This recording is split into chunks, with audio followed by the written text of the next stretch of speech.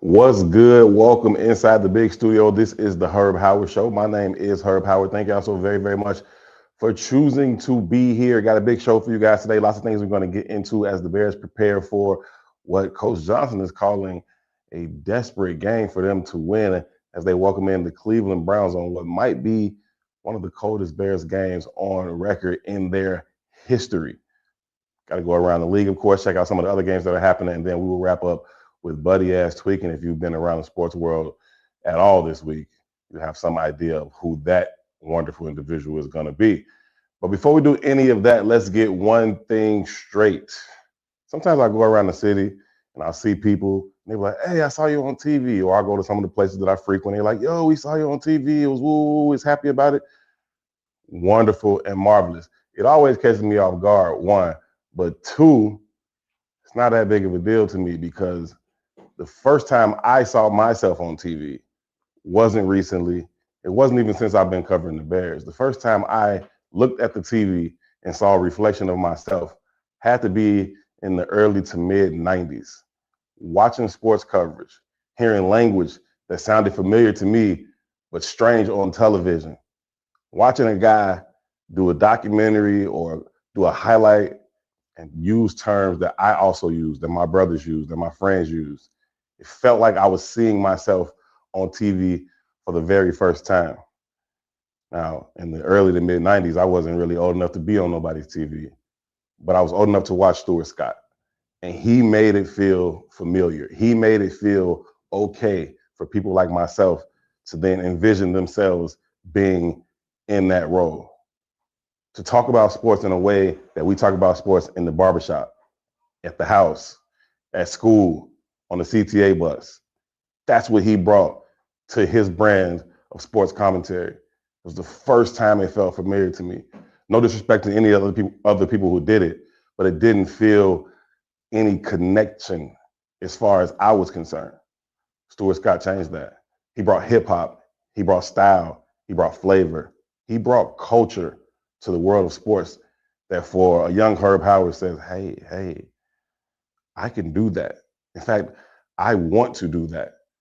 It was then that I said about my journey that has brought me here. Now, I've had lots of help along the way, but Stuart Scott was the first person that made me think what I do today could be a real thing. Stuart Scott's documentary has come out on 30 for 30.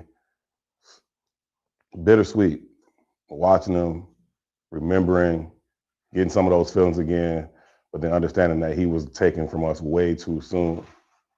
Stuart Scott is the best to ever do it. There will never be anybody better. There will never be anybody similar. Stuart Scott, never had the pleasure to meet you, but I thank you so very, very much for you are as big a reason as any why I am here on the Herb Howard Show. Be right back.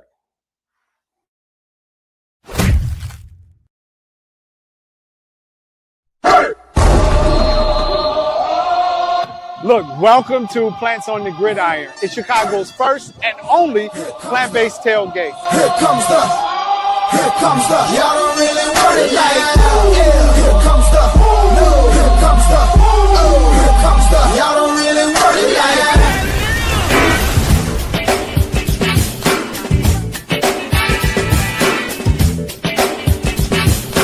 Bigger world, baby.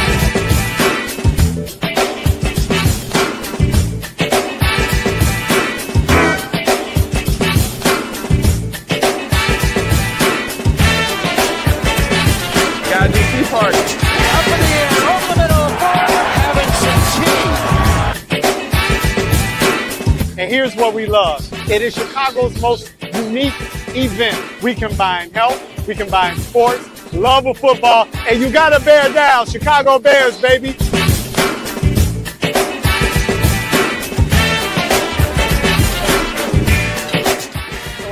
Awesome to see the community coming together and just enjoying some really good plant-based food. There's people here that are meat eaters, there's people here that are fully plant-based, and we can come together as a community and just really have an impactful event.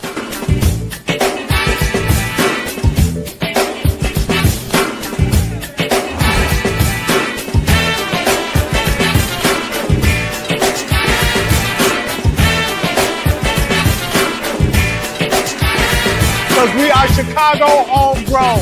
Come late, the food gonna be gone. I swear to God, ain't coming late.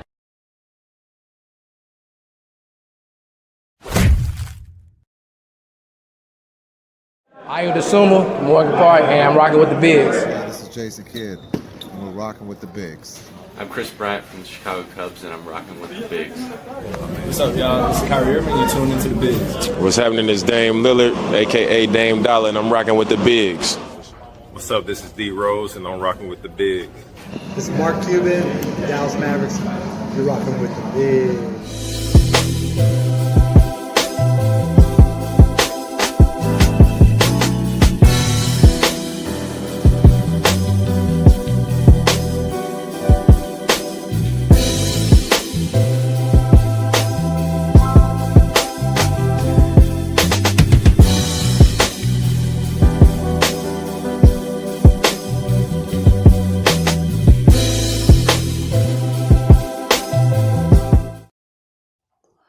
Welcome back inside the big studios. My name is Herb Howard. Thank y'all so very much for tuning in to the Herb Howard Show. Please make sure you leave your comments, leave your questions. Make sure you like the video, subscribe to the page, and share it with at least one football fan. We got to get into our SAWBUCK segment. My brother Eugene McIntosh is making his triumphant return after sitting out a game, allowing Lawrence Holmes to give me a SAWBUCK. Gino, what's happening, good brother? In the words of the great Tucson Werner, a.k.a. Big Lil Cuz. Yeah. I'm blessed and highly favored, Blessed and highly favored. How you feeling, Joe? I'm excellent, man. If I was doing any better, I'd sell myself. We certainly hope all of you all are doing excellent out there as well. Got to get into some of these things for the game today, Gino. But before we do, I want to tap into some of these stats from Suge. Shout out to Suge, man. He gave a very, very detailed report for this week's game. But some of the things that I think jumped out to me was the Bears having played some of the most elite defensive ends, edge rushers in the National Football League to this point. Week 2, they played against Aiden Hutchinson and the Detroit Lions. In week 4, they played against Max Crosby and the Vegas Raiders. We were out in Vegas for that game. We watched Max Crosby dominate that entire game. Now, his stat line didn't come out to be like super duper crazy, but we watched the game. We know that he dominated that game, impacted every single play. So let me just go through some of the stats. Aiden Hutchinson in that week 2 game against the Bears, he had 1 sack, he had 4 tackles, he had a forced fumble. That's Aiden Hutchinson, the DN from the Lions. Max Crosby, who I think played better than any of these edge rushers against the Bears, absolutely dominated that game out there in Vegas.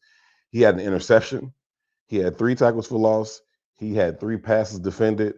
He forced a fumble. He had a quarterback hit and 3 additional tackles. At the end of the game, Caleb Williams says, Max Crosby is probably the best player I've ever played against in my life to this point. Good luck. And I understood why he was saying that, because he was all over the field just disrupting everything Caleb in the offense wanted to do. You move forward, the Bears go play. They get T.J. Watt of the Pittsburgh Steelers coming to Soldier Field. His stat line, he had 5 tackles, a sack, another quarterback hit. He forced a fumble in the end zone, which the Steelers recovered for a touchdown. All right. Fast forward another week, Micah Parsons welcomes the Bears up to Lambeau Field. Now, statistically, didn't have the Micah Parsons game that we are used to. Only registered 1 tackle, 2 quarterback hits, no sacks, no TFLs. But if you watch the game, you saw number 1 terrorizing number 18 the entire game, forcing him out of the pocket, forcing him to throw on the run, getting him off of the spot. Like, Michael Parsons was all over that football field. And so, you know, for me as a football person, I don't get too caught up in defensive stats like that. Even some of the, you know, more prominent stats like takeaways and stuff like that. Like, Deion Sanders is not the all-time leader in interceptions, right? I don't even know where he ranks really, but everybody knows he's the best cover corner that the league has ever seen. And he don't have that many picks because you don't throw that ball over here. Right. You go do something else with yourself. Okay, that's what you go do. Impact over numbers. Impact over numbers. I take away this whole side of the field. They're not going to throw over here. So somebody else might lead an interception because they throw at them 100 times a game. Right. I feel the same way about some of these other stats, sacks, tackles, and all of that. I used to tell my players when I was coaching football, make the play. Now, I'm not even worried about who made the tackle. Who made the play? And if you're watching the game, you can see who made the play, even if somebody else made the tackle. You can tell who blew up the play, and then somebody else came and did their job too, cleaned it up, and you give them their credit too. But some of the stats can be misleading. You can look at the stat sheet like, oh, he ain't do nothing. Somebody like Andrew Billings, perhaps, for the Bears. Andrew Billings is making plays all game long, but he's like his stat sheet like, he ain't do nothing. Oh, watch the game. He did a lot. Right. Michael Parsons was all over the football field when the Bears went up to Lambeau. Now, having played Aiden Hutchinson, Max Crosby, TJ Watt, and Michael Parsons, it is now time for the Bears offensive line to turn their attention to not even perhaps, to the best of them all. There you go. Myles Garrett brings his 20 sacks on the season to the lakefront. Jen, they got 4 more games. The man got 20 sacks.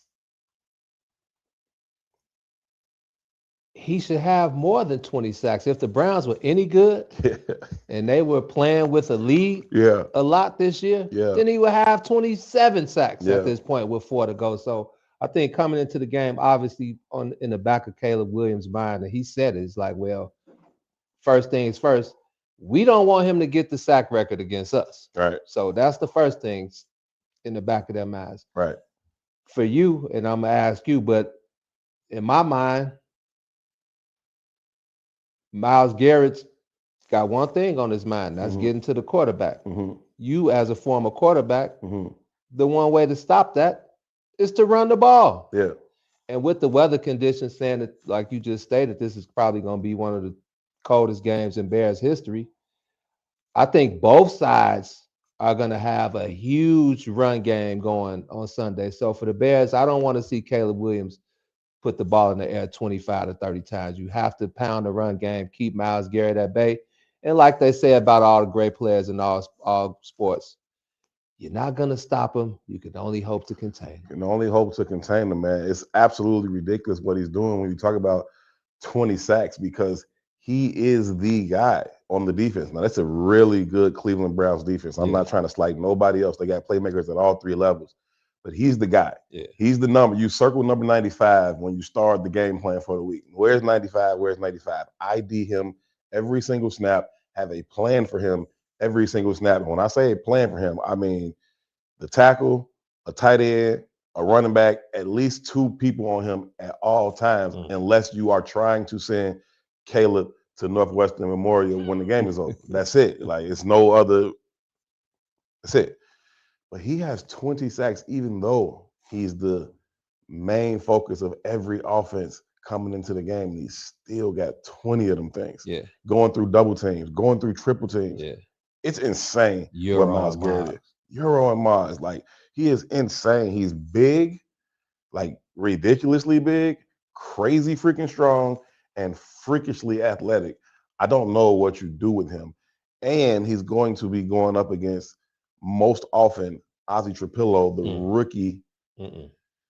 the rookie tackle out of Boston College that the Bears took in the 2nd round, who has only been starting now for like the past maybe 3-4 games or so, because he wasn't quite ready when the season was started to man that position. He's taking it over past few games. He's doing okay, but it's one thing to do okay. It's another thing to deal with Myles Garrett.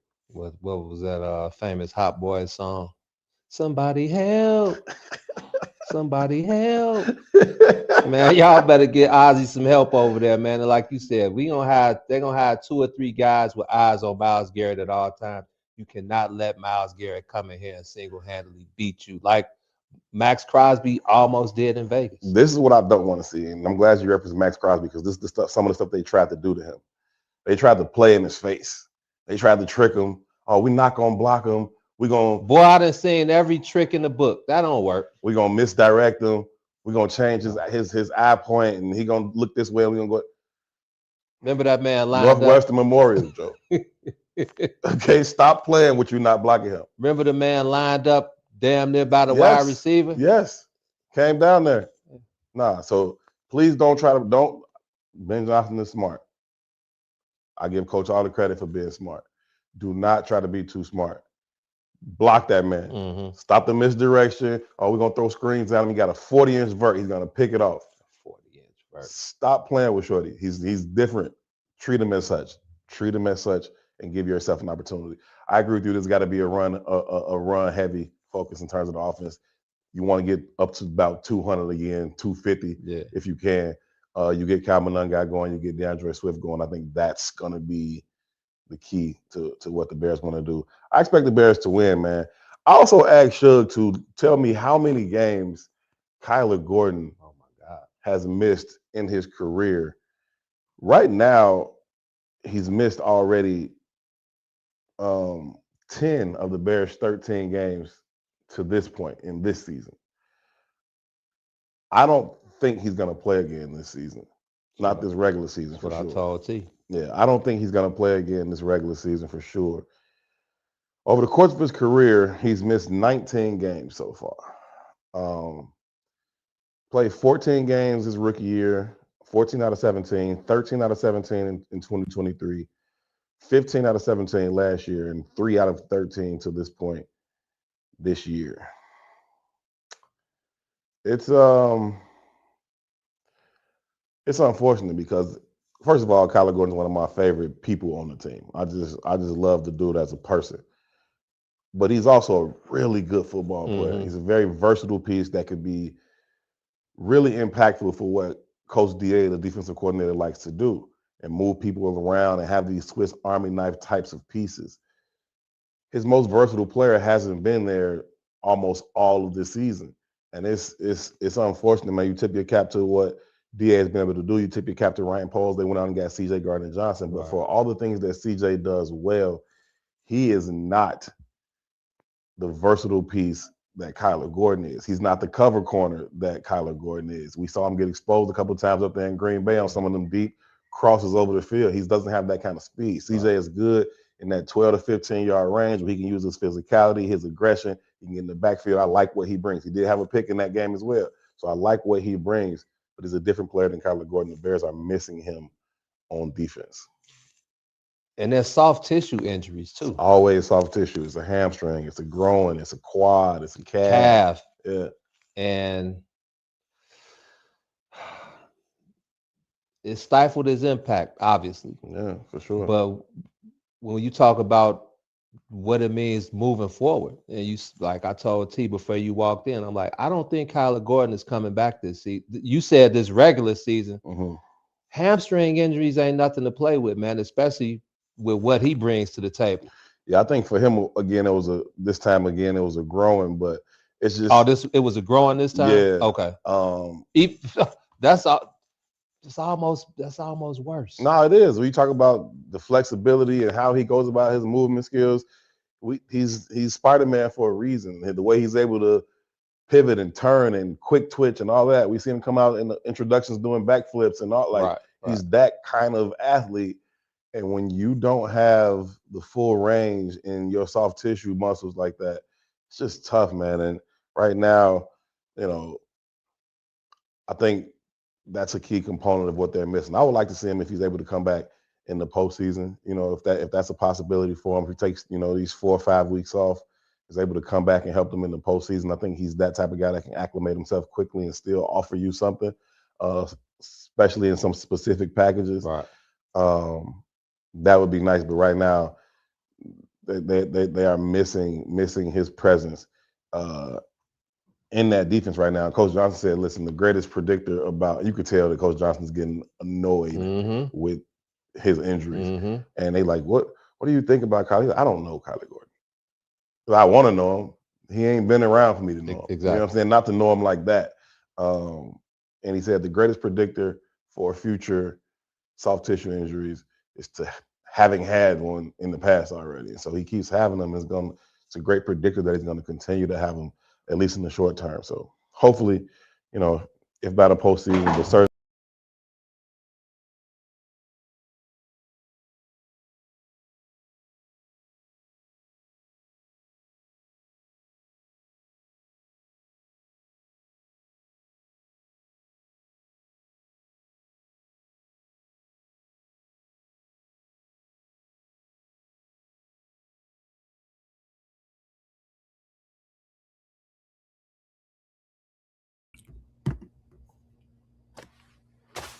Yeah, I was gonna ask you about. I was gonna mention the contract extension. Not looking good right now, man. That return on investment, brother. It's always tough when you get your bread and then you go out. It's always tough when you get your bread and then you go out. People, oh, you got the bread, now you don't want to play. It's like, hey, everybody has a high tolerance for other people's pain. Number one. Number two, you've never been a world class athlete. Yeah. You don't know what that kind of explosion is. You've never jumped 40 inches in the air. You've never ran 4.3 speed. You don't know what that is, and so. Because you don't know what that is, you don't know what it takes away from you when you don't have hamstring, groin, calf, quad. Like that's a different situation. So, you know, Kyler Gordon's a tough football player, he's a tough person. He wants to get out there on the field. He's a great competitor. I'm not questioning his desire at all. Yeah. I'm weary of his body at this point. Like, it just keeps pulling this, pulling that, pulling this. Like, it's frustrating. It is frustrating. And you talked about his impact on the field. What about the impact off the field? You get to build with those guys. I've been with you in the locker room a few times, and Kyler, I can see it feels like he's like that middle part that you need. You got your Jaquan Briskers and those guys who will basically jump off the porch, but then you got your Jalen Johnson and those other guys who are just solid in who they are. And then I feel like Kyler Gordon, when I see him walk around, he's got this demeanor, he's got this stoic thing about himself that it feels like the guy that probably can mesh both of those sides together and keep everything together. So speaking of keeping everything together, they are wilding back there. It's Friday, man. These guys ready to go on vacation, man. They are wilding back there. Y'all ready to call it a wrap for the Christmas holidays or what, man? Listen. Couple more things before I let you get out of here, man.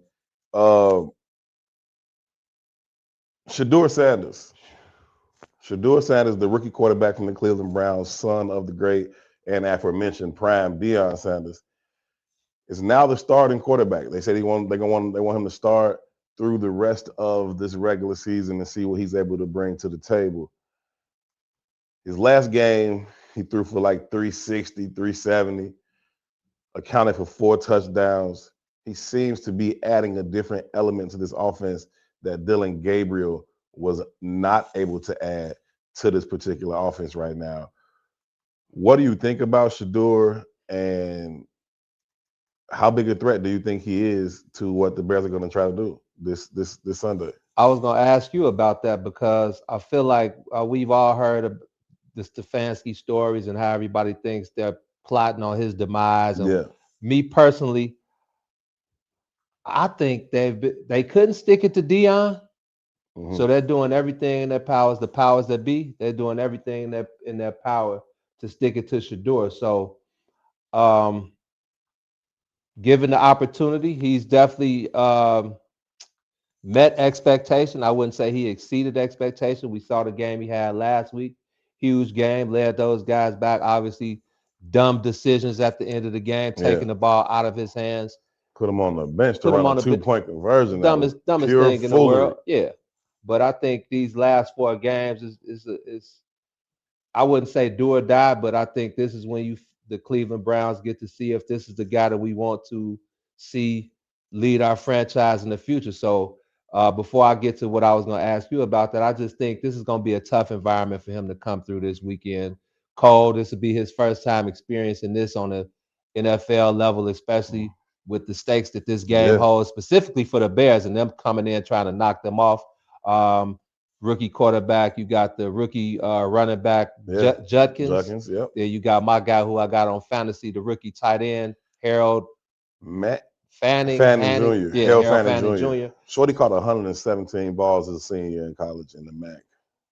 Nuts. Busy. Been decent for me on fantasy too, but I just think that's a lot for those guys coming in. Even though they don't have nothing to lose, the Browns are huff, so they coming in trying to knock the Bears off. But as far as Shedeur, what I was going to ask, I don't see him. I can see him coming in, holding his own again, them pounding the run game, not putting too much on his plate through the air. But with these last 4 games of the season, what is a strong finish for him? What does that look like moving forward, and how does he get the Browns to feel like he's the quarterback of the future? I'm a fan of the kid, so I'm really kind of twisted because I want to see him do well in every game that he plays, including this Sunday. But more than that, I want the Bears to win, right? So I don't want him to go out there and look bad because I think they're looking for every opportunity to take it away from him, right? And so I want him to continue to progress, continue to show himself well. And so what I want to see from him, particularly this Sunday, is just a level of toughness, a level of stick-to-itiveness, a short memory. I do think the Bears will force him into some mistakes. I think DA will design some things, and I think the Bears have enough playmakers to force him into some mistakes. But I want him to remain competitive. I want him to remain poised, continue to drive the ball down the field with confidence. That's the element that he's brought to their offense that was not there with Dylan Gabriel, the other rookie that they drafted out of Oregon. Shador's willing to push the ball downfield. You've seen Jerry Jeudy become unlocked in this offense now where he wasn't before. And so I want to see him just continue to progress, continue to be confident, continue to push the ball down the field, show your toughness, show your accuracy. Those are the things that he's been known for. I want him to continue to do those things. Not so much this Sunday because I want the Bears to win. I want the Bears. Tough. The Bears need this win. Coach Johnson said they're desperate for this win. 100%. They got 4 games left. Right now, the magic number is looking like 11. That's what Coach thinks it is to get in. I think the Bears should be trying to win, 3 out of 4 and get to 12. But I do think 11 will get them in. That being said, get this one and get yourself to 10 against Cleveland before you see Green Bay come in, go to San Francisco, and then welcome the Detroit Lions in. Those are less probable victories than this one. So they lose this game, it's over with. It could be tough. No offs. They could run. They could fall right out. No offs. So go get this one. So Shador, shout out to you, Shorty, but hold up a little bit. Just hold up a little bit. You mentioned the elements. Are you on this game or is T on this game? I will be at the United Center Sunday evening, so that is all you guys. Thanks, T. Appreciate it. You're going on inside, Appreciate it. Well, T, me and you. And Desto. And Desto. You need some extra fits, holler at the guys. We gotta lace you up. Because I'm kind of capping. I'm in the press box. I'm chilling. Once we get in the stadium, we good. We ain't got the number walk from the parking lot garage into the stadium. We good. Desto, 3 hours out there in the elements. Braving the elements, man. Respect the shooter, man. Respect the shooter. Shout out to Desto. It's gonna be cold, man. They talking about it could be one of the coldest games. It's going to be one of the coldest games on record in Bears history, and depending on the wind chill, it could be the coldest Bears game ever recorded. I'm amazed at how those guys just go out and they just continue to play. Other than the random blowing of the hands or like watching them sit on the sidelines and you got that big old heater next to them, you would think these guys are just playing in normal conditions, man. You know what's strange about football in that way is you don't really notice it in the game. As a quarterback, I will try to keep my hands warm and all that to throw the ball. But say like when I was playing defense, you don't really notice it. You know the ground is hard. That's what you know. You know why? The ground is hard. You know why? The hits feel a little different. You know why? Why? Because football players have a screw loose. I used to tell Donovan McNabb all the time, you got a screw loose, man. He was a big goofy. He was the class clown. He was always laughing, always joking. But I said, you got a screw loose, man. All of you football, I don't care what level it is, high school, college, pro, semi-pro, Canadian League, y'all have a screw loose. So that's why you don't notice it. How the hell don't you notice it's below zero, man? This is what I was gonna say. You got a screw loose, man. And I agree with you. I think all football players are a little crazy, but it's varying degrees of it. You got some of them cats that's like super out there mad crazy. But what I mean by it is on the field during the game, you don't really feel it. Every break point, you're like, oh my God. Okay. You go to the sideline, it's freezing. You're like, I just want to go back in the game so I can warm up. Like, you know what I mean? Yeah. That is the National Football League. They got the heated benches. They got the heaters all around. They got this, they got that. But hey, I tell people all the time in Chicago, people are like, oh, we're from Chicago. We used to the cold. To an extent. Okay, you get used. I'm from over east. It's always colder over there than it is even the rest of the city. So to an extent, I've become acclimated to the cold. I don't wear coats that often, yada yada yada. But that's only to an extent. We talking below zero. I don't care where you're from. It's cold. So it is a thing, but they'll be more worried about it on the sidelines and pregame. Like pregame, that's when you're like, oh no, we finna play out here. This is nuts. You walk in that tunnel the first time and like, oh no, sir, insane. I'll be interested to see who the idiots are on the Bears team. No sleeves. Oh, it's tough. Ain't shit tough about that. It's stupid. Okay. This Soldier Field, we gotta honor the greats and the Singletaries and the Urlachers and the honor these, Joe. You know, who the bigger fools are gonna be though? Who? The fans. You're gonna have those random guys. No shirt on. No shirt. BEARS in a line like Northwest Memorial right after the game. Joe. They going with Caleb in them. Nah, that's gonna be an issue. What impacts the game for real, like I said, the ground is really hard. It can be slippery, and then the ball gets really hard. Okay. Again, you're talking about the National Football League, so they can take the ball to the field and put it in warmers, between drives. But the moment you pull it out, it starts to get slick. It starts to get hard. It's a little bit tougher to grip, and you go on one of those long drives that's 8-9 minutes.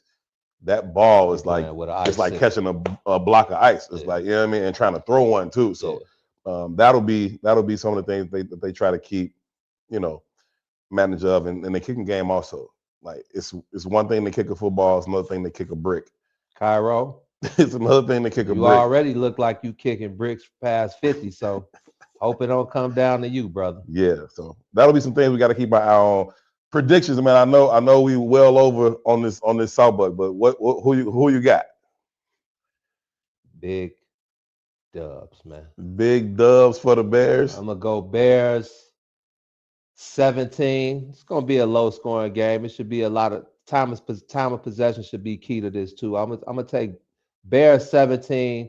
Big game by the defense. Cleveland 3. 17. Should do it. We on your ass, boy. 17-3 for the Cleveland Browns defeat at Soldier Field.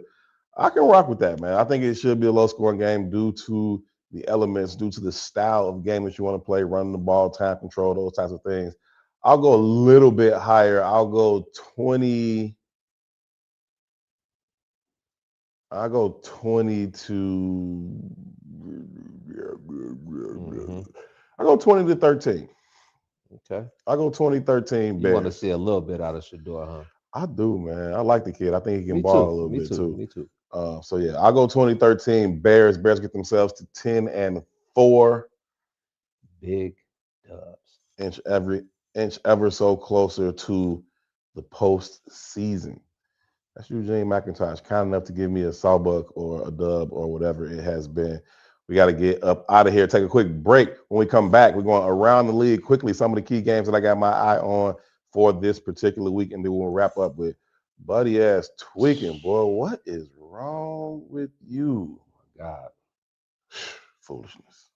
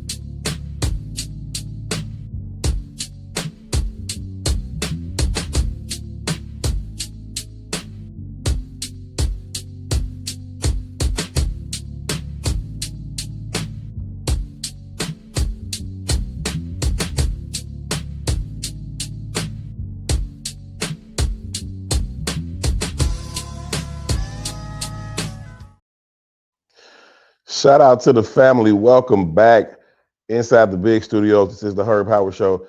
Some of y'all been here the whole time. Sorry for we had a little glitch that might have lost y'all for a minute, but appreciate y'all for coming back and see us. A lot of comments. T, what say the people, man? Mark, what's happening? Watching from the UK. Love your coverage. Appreciate you, Mark. Shout out to the UK, man. Had an opportunity to get out there last year when the Bears came to London. Had myself a good time, a much better time even than I expected. So shout out to y'all in the UK. Appreciate you, Mark, for checking in. Shad, what's good? Tremendous player, very prone to the tissues. That's KG for sure, man. He is a tremendous player, and he is very prone to the soft tissue injuries. The Bears, Doc Dre, the Bears head athletic trainer, Andre Tucker, they got to figure it out, man. They got to figure it out. Stefanski, the Browns head coach, is the second coach I can't wait to be fired. Dang, you trying to hang that man out there already? Listen, the way he's handled his quarterback situation and the way they've handled Shador Sanders, something needs to change. Y'all drafted the boy, but I don't think they drafted him with any intention of him even making it out of, mini camp or training camp. They had 5 quarterbacks. Like, okay, we took him, whatever, let's just see, but never really gave him an opportunity. Now he's got his opportunity. He's making the most of it. I think Kevin Stefanski has definitely mismanaged that. Josh Simmons, what's good? What's the worst position to play in the cold? That is a good question. Running back is what I would say is the worst position to play in the cold, mainly because the running backs get hit almost every single play, and getting hit in the cold is just not fun. I could say wide receivers because sometimes they can go 12, 15 plays without really getting any action, and then that cold can set in, but at least they're running top speed routes every single play. Those running backs getting hit by those linebackers, getting hit by those defensive linemen every single play, and then hitting the ground first, which feels like concrete on a day like this. Now, they're going to have the heaters out there before the game. They're going to try to warm up the turf. But you hit that ground, and then everybody falls on top of you. That is what you do not want on a day like that's going to be on Sunday. Matchups make the game. Refer to Raiders game for a comparison to this one. Yeah, and when I refer to the Raiders game, I remember number 98, wherever he wanted to be, and everywhere the Bears didn't want him to be. 95 is going to have to be contained, as my brother Gino said, because you're not going to stop him. He's going to get what he's going to get, but contain him. Keep him off of 18. Northwest Memorial. Around the league we go. Check out some of the games that I will have my eye on aside from the Bears and Browns game. The Buffalo Bills are headed to New England, Gillette Stadium, to take on the first place Patriots, who are leading the NFC East. They're trying to reclaim what was theirs for about 20 years, and then the last 4 or 5 years, the Bills were like, thank you, we'll take that now that that Tom Brady is gone. I'm talking about T-Tom. Now that Tom Brady is gone. But the Pats, they bike. They are bike, and they are trying to close out this division. It's going to be a really, really good game as the Bills go to Gillette Stadium. We'll find out what goes down in Foxborough. I think the Pats continue to do what they have done, namely win their last 10 straight football games, led by their MVP candidate, second-year quarterback. The Seahawks, the Seattle Seahawks, will welcome in the Indianapolis Colts. We know that, unfortunately, Daniel Jones, the quarterback who was having a resurrection-type season with the Colts, is done for the year after tearing his Achilles. Them men went out and hired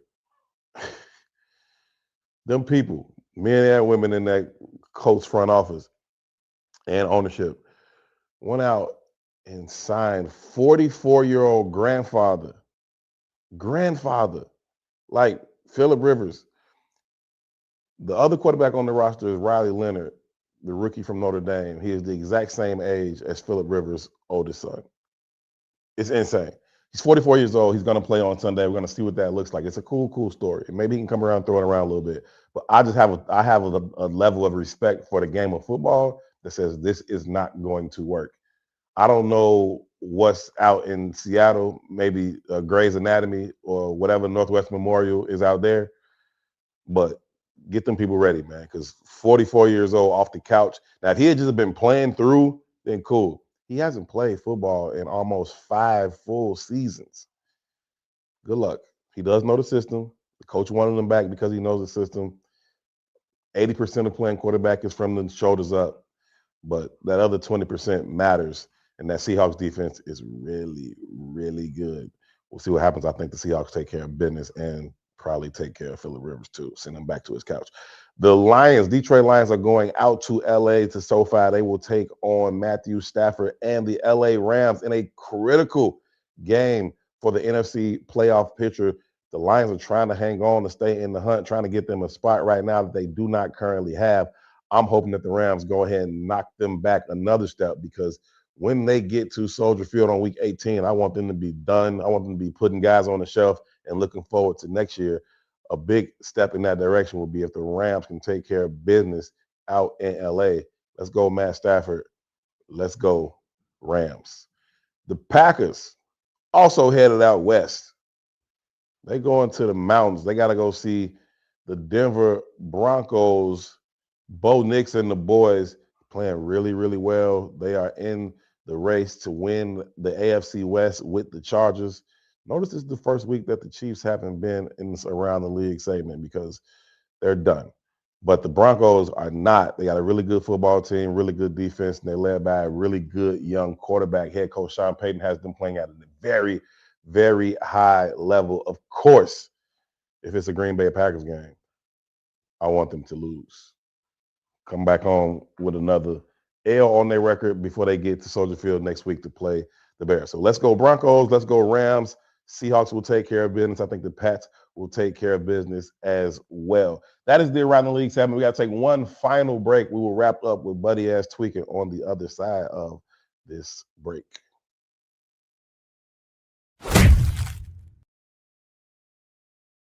I am the Sumo from Morgan Park, and I'm rocking with the Bigs. This is Jason Kidd, and we're rocking with the Bigs. I'm Chris Bryant from the Chicago Cubs, and I'm rocking with the Bigs. What's up, y'all? This is Kyrie Irving. You're tuned into the Bigs. What's happening is Dame Lillard, a.k.a. Dame Dollar, and I'm rocking with the Bigs. What's up? This is D Rose, and I'm rocking with the Bigs. This is Mark Cuban, Dallas Mavericks. You're rocking with the Bigs.